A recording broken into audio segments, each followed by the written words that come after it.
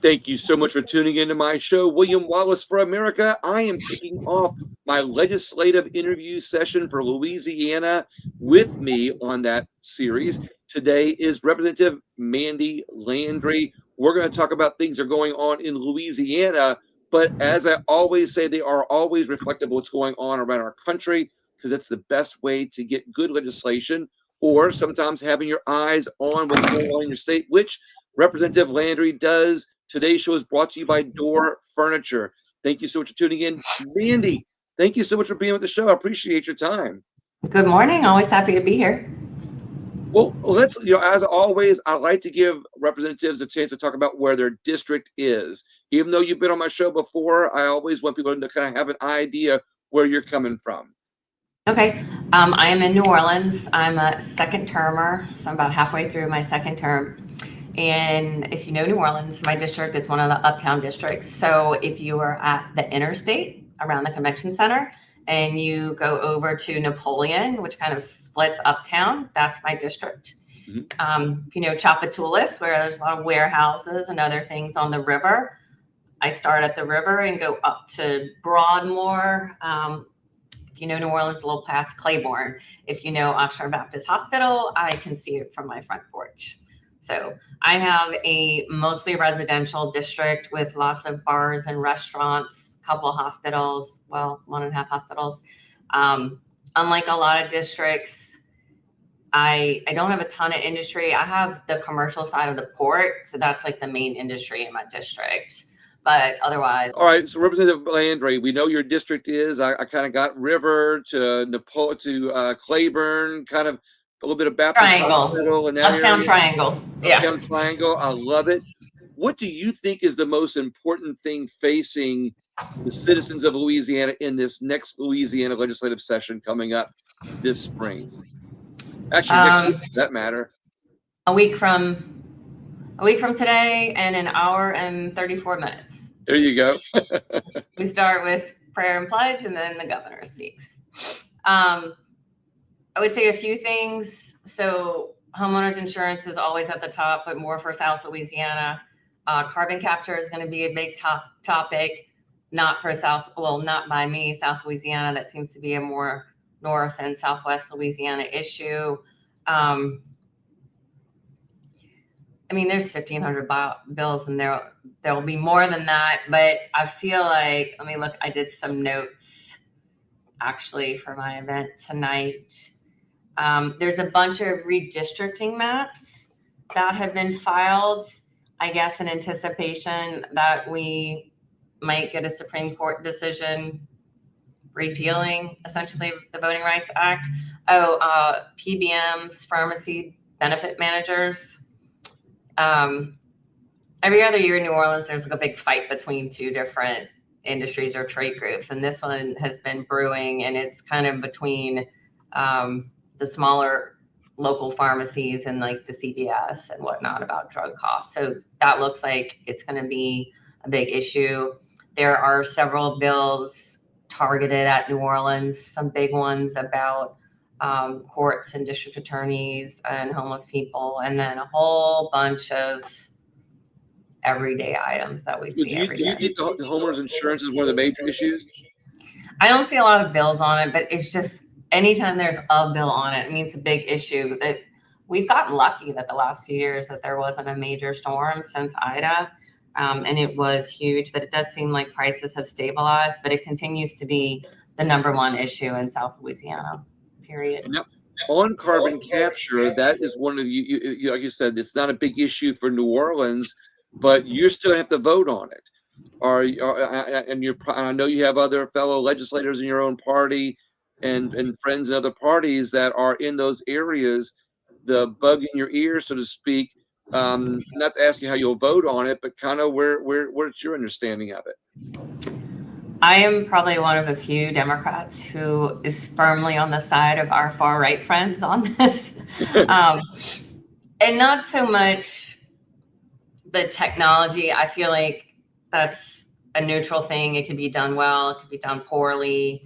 It's not new, but it's new to Louisiana. But I really don't like how it's been done.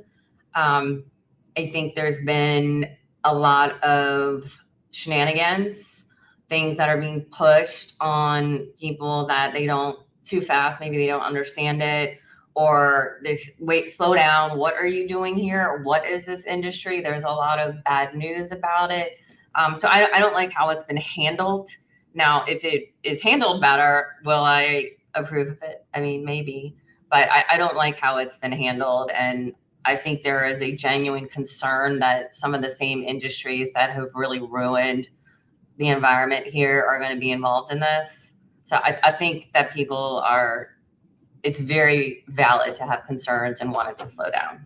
What I like, it's an issue that is nonpartisan. It seems like Republicans and Democrats, are both kind of thinking the same thing about this, and almost on the same team. I would say though, it's something that's just not strictly how people are going to think, because there's some of my colleagues on my side of the aisle that really want it because they want the jobs in the industry in their area. Right. But then there's other parts of the state that need jobs and industry, and then people said, hold on, like I don't know about this yet. And I think that's an important part in making sure locals have a big say in it. And that's the data center issue. I think that's going to come up too. It's kind of similar, that some areas really want it. Some areas said, hold on, what is this about taking all my water? Right. I need to know more about it. I mean, my town hall tonight, I have our public service commissioner coming to answer questions about it, because it's very confusing and concerning to people. And again, it's something that's not inherently good or bad, but how is it done? Public service commissioner that's speaking on your thing tonight? Devontae. Okay, there we go. The one thing that I don't like about the carbon capture argument, and I don't want to go deep in this, we're going to stop talking about carbon capture after I bring this up, is the eminent domain aspect of it. A lot of people are talking about the eminent domain aspect of it, and I look at it always ends up being people with less money end up being the ones that have their property rights taken away from them, and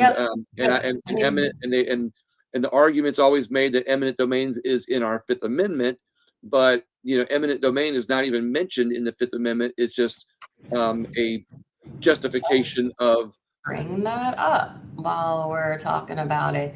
Eminent, you said it's in the Fifth Amendment? They claim eminent domain is in the Fifth Amendment, and that it is that there's a line at the end of the Fifth Amendment that says that the government should not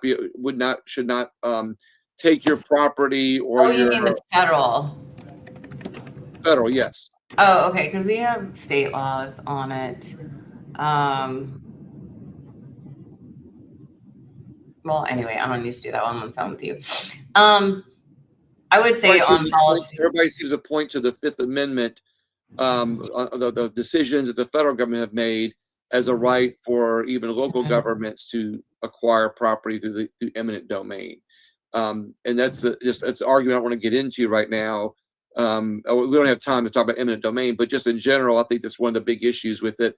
So carbon capture is going to come up in this session, as well as the eminent domain aspect of it, I think. So putting that on everybody's radar. As a general public policy, like I would say I would be immediately against it, to stop it, whatever the issue is, in order for people to feel comfortable with what's happening, that they're compensated, what's going on. And look, there's no getting around that someone's going to be upset or someone's not going to be happy. And I think that's a right to. I also think I would use eminent domain a lot more sparingly than others. I think for certain transportation issues, like sometimes there's just no place else for it to go. Right. And when population expands, you have to do that. Using it for pipelines in Louisiana, probably necessary to a point for, national measures, but look what happened to a lot of people. Very general statement. Yeah. And I think because carbon capture is like, is this necessary for any national usage, or is this literally just to make people money? More likely the second. Why do we have to do this? What's the absolute need for it? And I think that's where people are digging in, as they should. Well, before we get into some of the bills that you're filing for this session, I want to point out a bill that you put into place a couple of years ago, I think it was, that I've always supported, And even though I'm a Second Amendment guy, a lot of people automatically think any law about the Second Amendment is against the Second Amendment. But your law, I thought, was not only pro Second Amendment, it also brought common sense together with Second Amendment believers when you had the law about having a gun safe, and you made it a tax credit. I think it is that'll keep somebody in Louisiana if they buy a gun safe, they can take that receipt and get a direct tax credit, in the amount of the money they spent on the safe. And I thought it was great for not only safety in the house, but safety, in neighborhoods where maybe there's high crime, people breaking into houses, getting guns. And I just thought it blended safety and kept Second Amendment rights in place. And I want to commend you on that. Could you briefly tell us about that law? Because I want more people to realize that here's a chance to go get a safe for people who say they can't afford it and get a direct tax credit on it. Do I have that right? Yeah. So there's carrots and sticks when you want someone to do something. And I've been involved in gun safety pretty much my whole time there, in particular relation to kids and in general. Not that anyone deserves anything, but a sort of bystander type victim. And it's always very much bothered me how everyone out there claims to be a responsible gun owner, but somehow kids get into the guns, or people leave their gun in their glove department. I mean, how easy is it to break into a car and take a gun from a glove department? And also, don't you care about your expensive items? And to me, if I did that, I would be horrified if my gun was used to hurt someone. But the sticks there are more difficult to deal with. So the carrot here is up to $500. If you buy a gun safe, you get a tax credit up to $500, and it's to encourage people to buy more. And I would say the only pushback I got was, well, people who are already buying them are going to take the credit. I said, I don't care. That means if 5,000 more are purchased, that means 5,000 gun safes are purchased. And maybe instead of buying one, they'll buy two. I'm happy about it. I would like to raise the total threshold so that I can be able to do a little more PR on it so that people know about it, so that if they do have one in the house, they know that it's easier to get it. But there's a lot of things I want to do. Right. No, I love the idea. And anytime that you want to talk about that legislation on my show, you're welcome to, because, being a Second Amendment person myself, I love promoting gun safety. And I think that's an excellent way to promote gun safety. And because you often hear from people when they don't have the money for a gun safe, you've offered that chance. But let's talk about this year's legislation. What legislation are you filing this year that you'd like to talk about, highlight for people to get involved in and be aware of some of the things that you're doing for your district and the state? So I sat and did some notes on it last night because I have my send-off town hall tonight. I have 23 bills, I think, as of now, which is more than I've ever had. And mine have a few.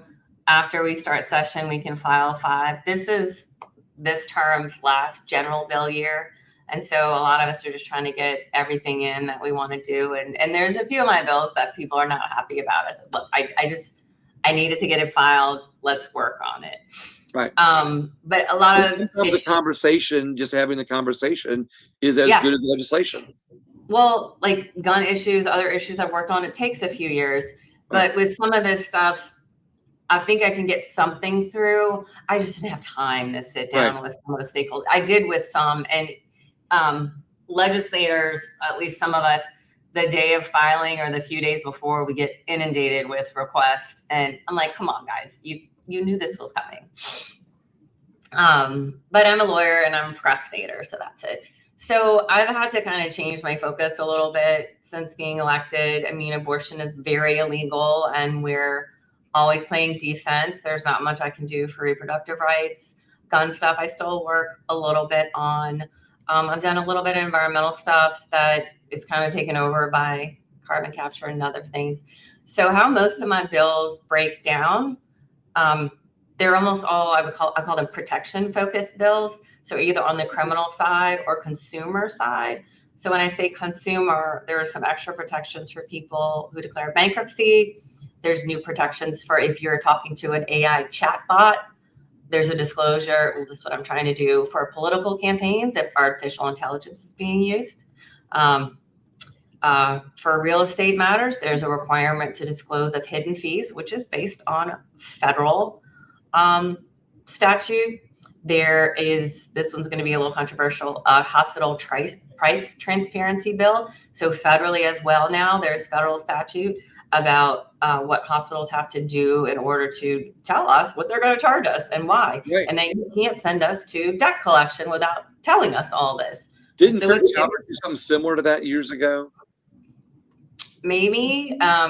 I don't know what the federal law was then, but it's a lot stricter now. And I think it's since Trump, actually. I mean, broken clock, you know.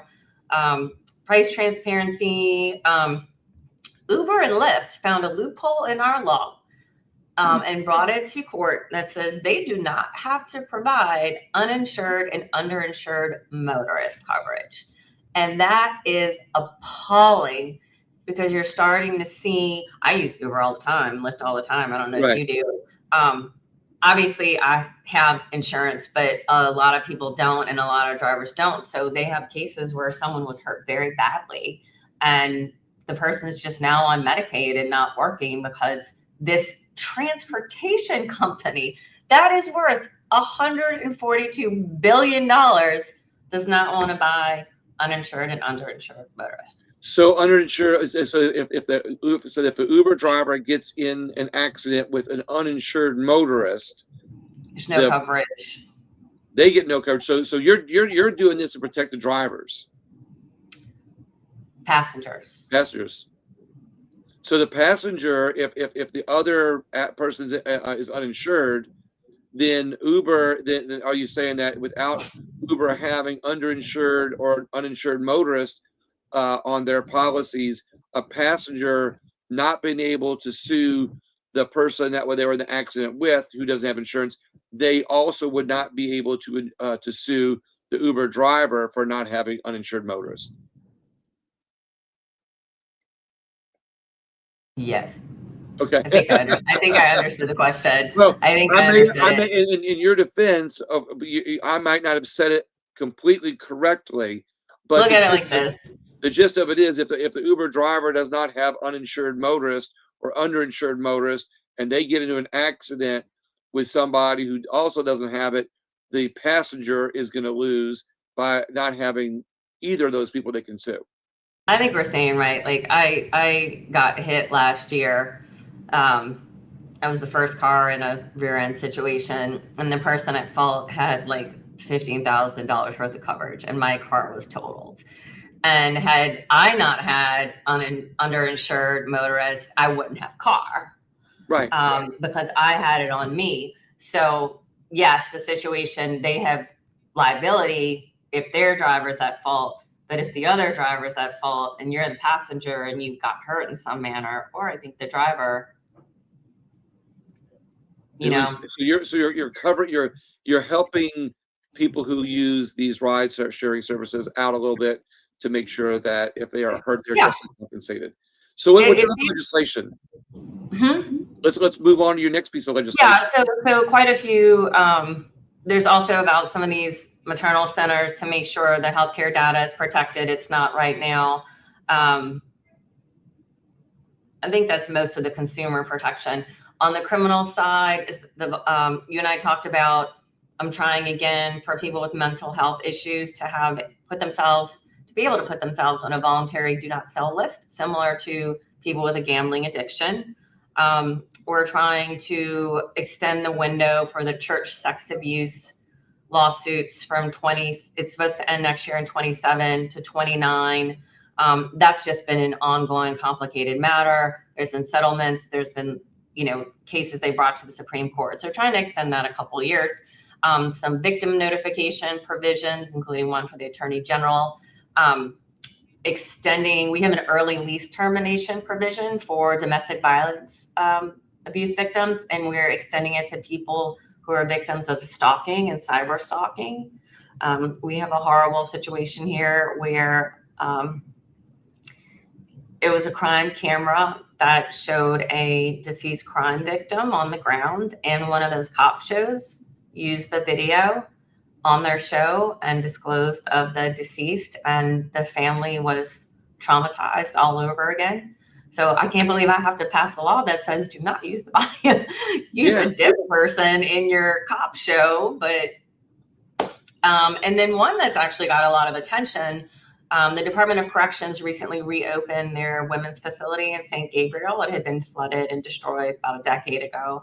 It's a great little, the opportunities that they have are great. A lot of trade certificates, horticulture, dog training, but they have an associate's degree, they have a college degree program, and you can get good time for that. And that's one of the few things now you can get good time. So we're trying to add it to an associate's degree, and then like trade certificates and whatnot to reduce your time served. And I've already gotten comments from friends who are, way on the other side of the aisle and other departments who realize we have got to work on getting people out and getting them ready when they get out, because our prison population is exploding. So that's I agree with you 100%. I want to pause you there, because all too often the argument was just made, criminals need to be locked up, and then they get forgotten about. And then, I think we had all of this jail time, reform going on that, that reduced some of these sentences, but they did not pair that reduced time up with the good time type of laws like you're talking about, where they actually did reform of these people, human beings, and I emphasize that for a reason, that get forgotten about in jail. So when their time is up, they get let out. And then we wonder why that we have a high recidivism rate. Well, it's because we don't do our due diligence to actually help these humans, reform themselves after they get locked up. So I like the effort. Yeah, there was some of that, but not enough money put towards it. There never is enough money put towards things like that, just towards incarceration. And some of the bills we passed, I didn't pass, in 2024 is going to explode the jail population, because there's very few things people can get good time on. So a lot of people are going to be serving 85 to 100%, whereas before it might have been, 30 something to 50. So getting these programs in place, and also just for the reason of, you're letting people out without greater skills or a way to support themselves. Of course, there's going to be a higher recidivism rate. So that's been very interesting to look at. I have a couple things for Orleans, and then one of the bills I like the best, because it could have some big long-term repercussions. We talked about before, homeowners insurance is one of the top concerns, and all along the coast, everywhere. The cost is exponential. One of the things we've been doing as a state is promoting fortified roofs. I have one now, and a fortified roof basically they strap it on in a way that if there is, I think, up to category 4, I think it's not coming off. And most of your damage from a hurricane is water damage. Right. The roof flies up, all the water comes in. And one of the experts told me, I said, "Are you sure nothing's coming in?" He said, "If water is getting through a fortified roof, we're in a lot more trouble." Right, exactly. Or Moses trouble. Yeah, so we have the grant program, the grant program and discounts for it. And there's been a lot of attempts at minimum discounts and like different ideas. And one of my constituents, who's now become a friend, who's a fortified roof inspector, he's been pushing this a couple of years. I think we can pass it. That would allow localities to put more stringent building standards. Because why should, why should Grant Parish have strict fortified roof standards if they're never really going to need that, like New Orleans will on new homes? It would be new homes, and if you get a new roof. And to allow locals to do that and then have their own incentives for it is a perfect use of local government, because they know what's needed. And this could speed up the process, because all the new construction and new roofs will have to get this. It's, at least mine, it doesn't seem to be that much more expensive than a regular roof. I understand that not everyone is lucky. But we get that going, and in a few years, we could definitely see prices go down. Mobile has a really robust fortified roof program. much smaller coastal area, but they have seen that their insurance costs drop to like a third because enough people, once you get like a critical mass, then everything drops because the risk for everyone is much lower. It's kind of fascinating. Jefferson Parish is doing something somewhat similar. And then I think there's a state representative in Slidell. I forget, was it Stephanie Peralt? What's her name? That did a database where people can register their fortified roof, and if like you said, what you're doing for New Orleans, like with Jefferson Parish, different Jefferson Parish residents, if on that database, insurance companies can say, wait, 50, 75, 90% of the people in those areas have fortified roofs. Exactly. It's common sense legislation. It doesn't cost the people anything. It just forces government to do a job to serve the people in a better way, where the costs come down, and you're not putting any extra rules, regulations on insurance companies, and not putting extra burdens on people. It's legislation that kind of brings all the right things together to bring down the rates. I love that idea. Well, it will increase cost to some degree on new homes and new roofs for now. Eventually, probably the price will drop to a similar level. I think what I paid was only a few thousand more than a new roof, which I was probally going to need but to the increase anyway. in price is going to be negligible to the savings in Once, costs, and then in the future. Yeah, because if you put one on, we don't have a minimum discount, if you will. They don't like when I use the word discount, rate reduction, whatever. Right. But for the most part, you'll start seeing the homeowner's discount first year over a few years. And it's really just, it's a necessary requirement. Because just like we have, smoke alarms, fire alarms, things we didn't have years ago. Right. Different materials used in a house that protects other people. It makes sense in certain areas of the state that you need to have this requirement now, or the cities aren't going to be there anymore. I love it. So what other legislation do you have on your list? Well, it's kind of my general, the consumer side, the criminal side, the roofs. For Orleans, the administration asked me to file something to settle a tax dispute with the school board.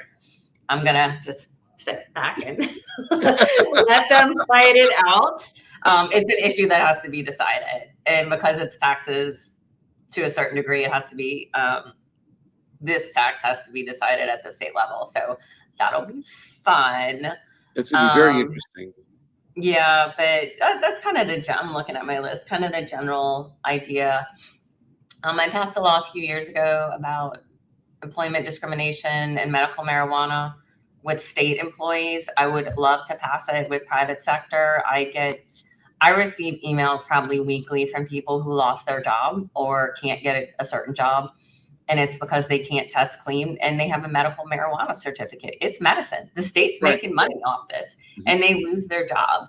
And to do that in the private sector, it's going to take someone way, way more powerful than you or me. But I was able to do for state employees where it's very narrow, but it says if you test positive and you have your little prescription, they can't fire you just for that. They have to show that you were high at work or something else happened. And I've heard it's worked for some people. I've heard there have been some issues that we're trying to iron out. And there's a big question, does that apply to civil service and non-civil service? And that's a good question. And so the bill would say it applies to everyone who works for the state. I mean, there are some people who are just anti-marijuana no matter what, and I understand that. But we have a state-run program where the state makes money and businesses make money, and that exists. Right. There's so many people who have relief. My sister had breast cancer a couple of years ago, and I kept telling her to get it because she was sick, and she wouldn't. And she finally got the gummies for nausea, and it was remarkable how much it helped her. Game-changing. So many people are seeking that natural natural medicine instead of the prescription drugs that tend to get people hooked and then lead to bigger problems later. Bingo. That And has been tough because I've had law enforcement and firefighters in particular, many who have PTSD or severe injuries, and they've seen so many of their friends become addicted or die of an overdose with opioids, which those people, the Sacklers, belong in jail for the rest of their lives for what they did. But they've had real problems with opioids, but have responded very well to medical marijuana, the PTSD and the injury. And actually, do you remember Kenny Cox from Natchitoches? I did. Former Rep Kenny Cox. He turned out, he was on one of the committees that presented, I think, labor, and it was his last year. And he said that he had been using it as a veteran. He had some physical injuries, I think, in his leg and hips and PTSD. He was at the Pentagon for 9/11 and gave a very moving statement on how helpful it is to veterans. So, God, this is such a tough topic. I really wish we could work on it, but I understand that there's pushback that is difficult to address. And that's a conversation for another day that we'll have. That there's a, like you said, there's a lot of people, and I won't say which. There's a lot of people that are so anti CBD, anti marijuana, that they see it as the gateway drug, and they don't see it for all the benefits that it has for natural health and natural healing. And sometimes you wonder, are there lobbyists within those right-wing groups that are maybe would rather people on the pharmaceuticals? I'll leave it For at that. sure. The alcohol industry? Come on. Yeah, exactly. They're worried about losing money. The younger generation doesn't really drink. Right. Which is good, because drinking leads to severe physical problems, not to mention drunk driving and all kind of issues. And now they vape too much. I'm really unhappy with their vape habits because, exactly. But they don't really drink. They, they smoke weed. They do other stuff. Mushrooms are back. I don't really understand that at all. But they don't, and that's not good for the alcohol industry for sure. And the gateway drug thing has been disproven. I mean, very disproven. Weed is totally different from cocaine or heroin or anything like that. So you think these are all things that we're going to see a little samples of in this session, but you think that these are going to be issues that we're going to be seeing more of in the next couple of sessions? Let me look real quick while I'm with you to see if we have any other marijuana bills. One that won't pass for recreational, my employment discrimination, drug-free school zones. One for access to medical marijuana for terminally ill patients in a healthcare facility. That'll probably work. And then there's cannabis. No, that would be THC. I don't know. There's a lot of different words you can search for on marijuana, because I don't want to say new, the drinks now are THC. Right. And that actually, there's a federal law that might go into effect later in the year that could kill the whole program. And if I had to guess, that's the alcohol industry. That's just my little conspiracy theory. Well, it's no different than the reason when you go back and research how marijuana was made to be illegal. It racist. Goes back. It's that totally racist. Yep. Yeah. Well, it was also industries that did not want hemp in our country. There's a whole story about how the logging industry was also part of getting hemp made illegal, because hemp grows 5 times faster than trees do. So a hemp industry would be able to put the logging industry out of business, because hemp makes better quality paper, and also makes turns crops quicker, so you can produce more paper products using hemp than you can using trees. Trees take longer. I'm not going to circle around a couple times, but it is a big deal. We do have a bill. What's that? When you go to the history of why certain things were made to be illegal, and now we look at the common sense legislation that could come out of some of these same issues now, I think it's something to really look forward to. So there was, so I think I'm reading this right. When we passed the last hemp bill about, so there's actually several in New Orleans and several in my district and a couple of good friends who sell the drinks, the THC 5 milligrams or whatever. They're pretty popular here. I And know when the one of them on last Chapatula Street. Urban South on top of Toulouse, and then Louis Louis is not made in my district, but the owners live in my district. Crescent Cana, the owners live in my district. Those are the three big ones. Maybe there's one other, but the last time they passed one of the laws, they basically said that and like any bar or place that was selling them at the time could continue, but no new ones. And it looks like Big John Ilg and Jefferson Parish is trying to repeal that, so um, it would open the market. It looks like what I'm Yeah. reading, open the market, and the alcohol industry hates that because then they think they're going to sell less booze because people are going to buy it. I mean, maybe, I don't know. It goes back to what you said earlier. The younger generation now is consuming less alcohol.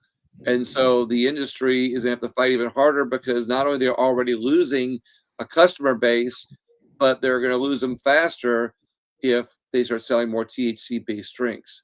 But they can go in the business too. That's what I don't understand. I'm like, you have to evolve in any business. Right, exactly. And look, and competition is always better for the consumer.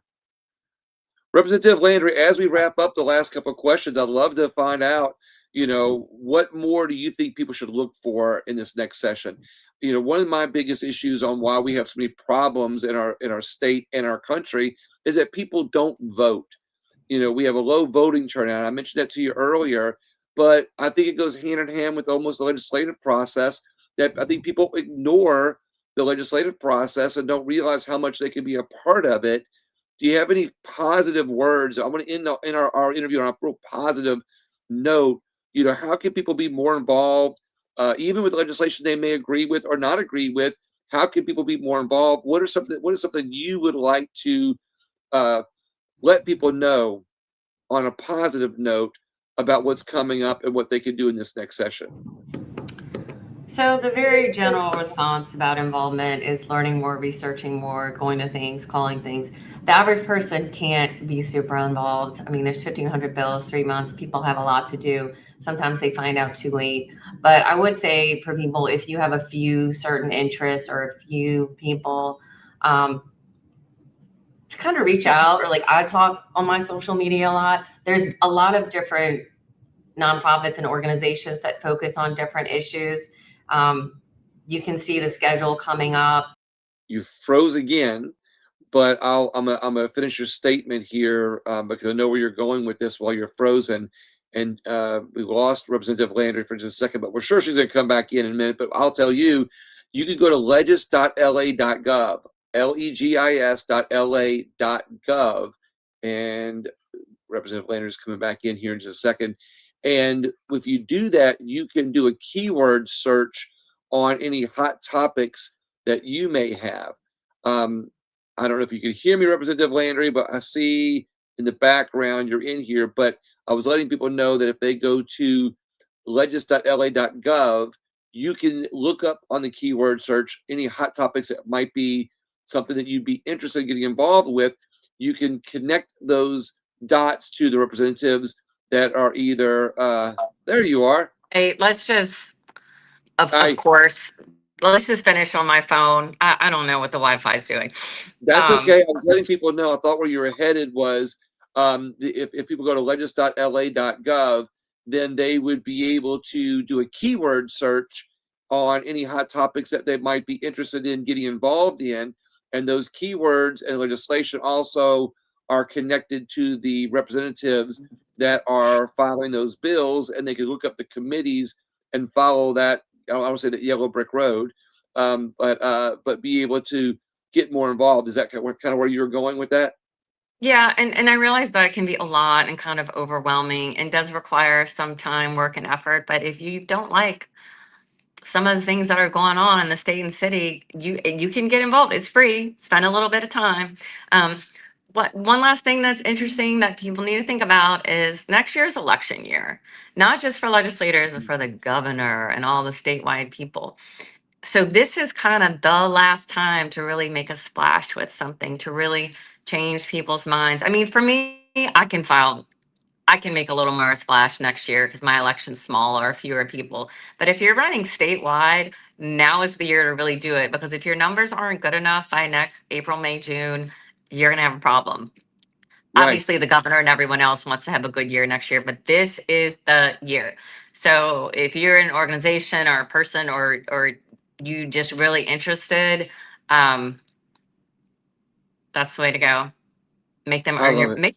earn your vote. I love this. Make them earn your vote.